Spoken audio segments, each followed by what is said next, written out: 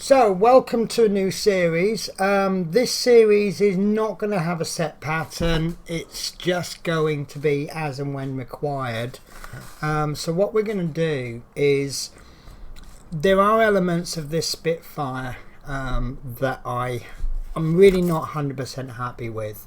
I've been in consultation with another builder, Mark Hunter, who's been extremely helpful. And what we've decided we're going to do, he's helping me an awful lot and I cannot thank him enough. He's been in consultation with me to discuss adjusting some of the colours. So for example, things like this, we're not happy with that shade of green, so we'll be changing some of it. We also want to weather this up. Now, sometimes, you might see videos on people making model aircraft or tanks or whatever, and what they do is they completely weather it up so that it looks battle damaged, etc, etc. We don't want to take it that far. A term that Mark Hunter has used, which I think hits the nail on the head, is used but not used up. We want this to look perhaps like it's in a museum. It is over 80 years old, this aeroplane. We want to make it look well looked after, but we also need you to appreciate that it is old. So that's what we're going to be doing. So I've already built up to issue 30. So obviously in an ideal situation we would be weathering all of this as we go. So the next, what you're about to see is me beginning some of the weathering. I'm recording this intro before I've actually started work on the Spitfire, so I don't think, and I doubt, that we will get all of the issues done, but because we've built it, we will have to dismantle some of it. There'll also be adjustments. For example, I had a bit of an accident. I don't know if you can see that there. I spilt a little bit of super glue on the engine and I tried to take it off and it took the paint off. That's not a problem because I can just paint over it. And then we're going to be adjusting some of the colours. I know later on one of the wheels I'm not happy with it because it looks plastic whereas it should look metal. So that will all be changed. So what you're going to see is 1, 2, maybe 3 videos of me bringing it up to scratch, and then what we will do is we will release another video every so often as it becomes relevant, just of a little bit of light weathering, just to make the airplane look well looked after but 80 years old. So I hope what you enjoy what you're about to see. For those who fought in the Battle of Britain, it was a battle for survival. For the free world, it was a breathless moment in history. For failure would have plunged mankind into a new dark age. Never have so many owed so much to so few.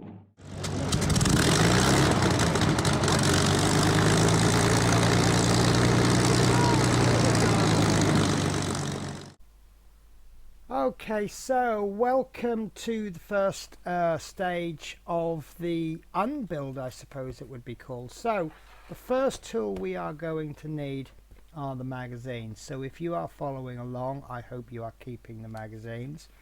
And the good news is, issue 1, there are no modifications required. However, if you are like me, you might have accidentally caught this propeller on the table, and you might just have accidentally removed a little bit of the yellow.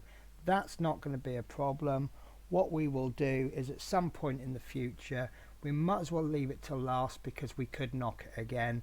We'll just touch that yellow up at a later stage, and that's more of a repair than a modification. So the next mod that we're going to do is in issue 2, and it's this piece number 5, the lower fuselage frame. So that needs to be changed, and I believe that piece is in the engine and it's there.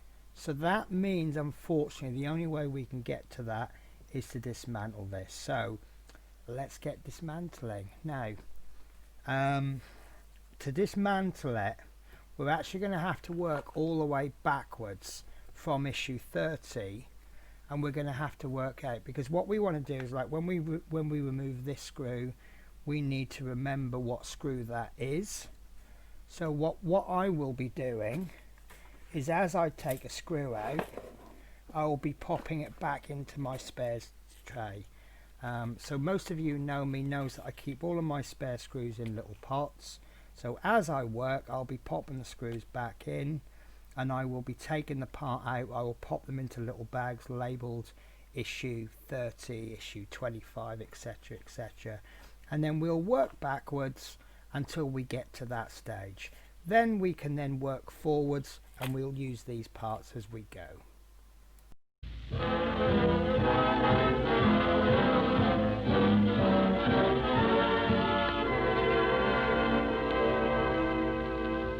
I know why they call a corporal, because he's got two stripes.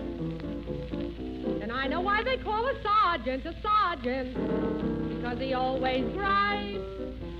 Yes, I know almost all the military types, but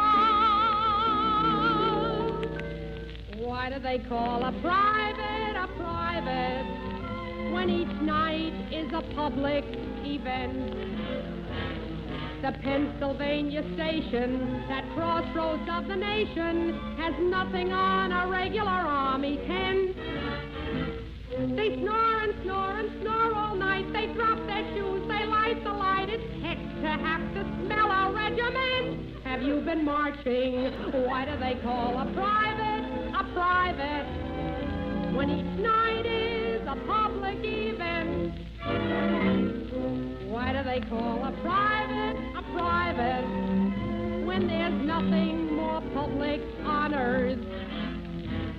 Take military travel, it makes your nerves unravel. The Army's really getting its money's worth. In any other walk of life, you'd think that you were man and wife. The way you've got to share a lower berth, your feet are icy. Oh, why do they call a private when there's nothing more public on earth? Why do they call a private when he's only a public GI? They ought to call him Rover. He flies and flees all over. There's always lots of company for a guy. And if he ever gets a shower, he's got to wait on line an hour. It's murder if he's modest and he's shy. The joint is crowded. Oh, why do they call a private when he's only a public GI? Oh, why do they call a private when his life is a public affair? The whole United Nations can hear his conversation and read his mail and borrow his underwear. And if he finds a local wench and puts her on a quiet bench, 3 other guys from Yank are waiting there to take the pictures. Why do they call a private when his life is a public affair? Go see the chaplain. His life is a public affair.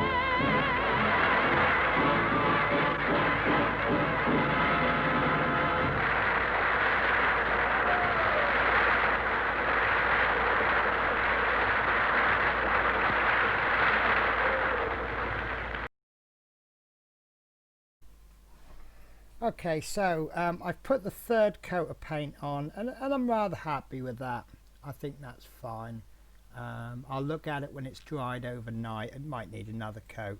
Now you may have noticed me holding my brush in a funny position. While I've been painting like this, and that's the normal way of painting. But just to get these edges, I've done a technique called edge painting. This will need a 2nd coat, so I will show you what I'm doing. So instead of using the main bristles of the brush like this, what I'm actually doing is I'm using the very edges just to get the very top, and it just gives you a much more you're using the edge of the bristle. You're painting with the sides rather than the edges, and what that does is it just gets I want to paint the top of there, but I don't want the bristles to come along to there. So I'll just show you how I do it. First of all, you need a really good position, so you lock your elbows into the table. You then place your hand holding the position that you want, and then you need to somehow lock your hands together so that you're making like a triangle. So you're making your hands very, very hard, and then you're doing it in a position where the brush is almost there, and then what you can do is just bring that down with the side of the brush like so. You lock your elbows in, you're pushing down, you're making a really firm platform, and then just using, you see how the bristles go over, and you're just using the sides, and you're just popping a little bit of paint onto the sides, and you see it's not gone onto there, and it's not gone down the sides either, it's just the very top. So we'll just finish this off. We'll just run a bit down here. So I've locked my elbows in, I've got my fingers together to make a triangle, which is a very strong shape. So although I can still move downwards, obviously if you can rest on something, then that's even better. But because my hands are pushing against each other, it's making a very firm platform, and I can just control my brush just to get the very top there, just the edges. There we go. So I'll just clean my brush, and I do like this. It's this actually comes from Citadel, so this is more for Citadel do fantasy miniatures, and it's just got this nice little ridge on the end just to pop your brush onto. So as I say, I'm calling this done. I will leave it overnight. Paints tend to darken as they dry, so you don't really know. Obviously this is, I mean, this piece here is dry now, but I won't really know what it's like until the morning. So I'm actually going to end this now, but I think that we've improved that already with that colour. This is the original colour. This bit wants to remain on the outside. Whoops, just knocked my brush off. So to give you a comparison of the two colours, I think that's a lot nicer, and that does look like it's painted rather than a piece of plastic. I didn't get all the way into there, but I don't think I need to. There are some people that will go, well, I know it's the wrong colour, so I need to paint it. That's fine. I can't get this rotor off, so I've just gone in as far as I can. However, I didn't get any paint onto the black bits, so I was a little bit pleased there. I did cover up the magnets with paint, but I really don't think that's going to be a problem because the magnets aren't designed to be seen anyway. So that is stage 1 and 2 done. We do need to do stage 3, 4, 5, and I think 6. But what I'm going to do is I'm going to leave that for a future video. Now I'm looking at how I'm going to tie this in with the Spitfire schedule. At the time of making this video, I have already finished up to stage 30, but I haven't begun stage 31 yet. I can see from the next week pictures that we're going to be doing more work on the wings.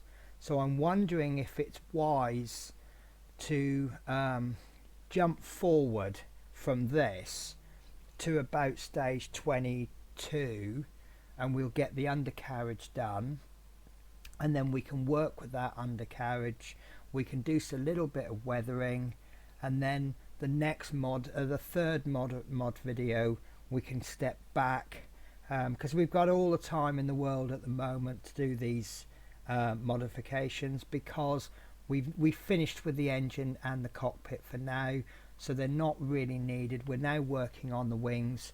We just need to get this before we attach it to the wings, which is about a month away.